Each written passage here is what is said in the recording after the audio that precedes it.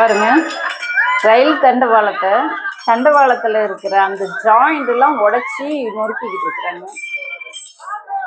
வட மாநிலத்தை நாகரிக ஹிந்தி படிச்ச இந்த மாதிரி நாகரிக மனிதர்களாக வரலாம்ல. இதை சுத்தியும் நின்று எக்கச்சக்கமான மக்கள் இருக்கிறாங்க. அந்த குரலை கேட்டாக்க எப்படியும் நூற்றுக்கணக்கான பேருக்கு மேல இருப்பாங்க போல. எதுக்காக உடைக்கிறாங்க என்ன எதுவும் தெரியல.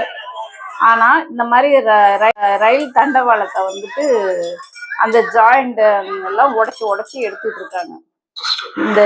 இந்த அரசால மக்களுக்கு பாதுகாப்பும் கொடுக்க முடியாது. பிஜேபி அரசால மெகா கும்பமேளான்னு ஒண்ணு நடத்தினாங்க. அந்த கும்பமேளாவுல ரயில்ல போறதுக்கு வழி இல்லாம எல்லாம் உடைச்சி, பெட்டிகளை உடைச்சி டிரைவரை கீழே இறக்கி விட்டு எப்படி ஏறினாங்க. அந்த இந்திக்காரங்களாம் எவ்வளவு காட்டு மிராண்டிகளாக இருக்கிறாங்கன்னு அந்த கொடுமையும் பார்த்தோம்.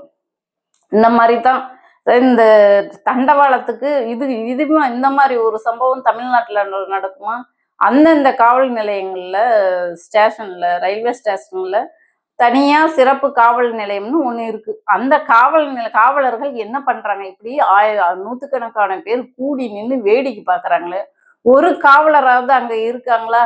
இதுதான் வடநாட்டோட சட்டம் ஒழுங்கு நிலைமை. அவங்க சென்ற ஒன்றிய அரசாங்கம் ரயில்வே துறை எந்த அளவுக்கு இந்த மக்களுக்கு பாதுகாப்பு கொடுக்குது, எந்த அளவுக்கு அங்க தனி உரிமை மனித உரிமை மீறல்கள் இருக்குது. இவங்கெல்லாம் சட்ட ஒழுங்கு பிரச்சனை பத்தி பேசுறதுக்கு கொஞ்சம் கூட தகுதியற்ற நபர்கள் தான் இந்த பிஜேபிக்காரங்க. மனுஷங்களே இல்லை அவங்கலாம்.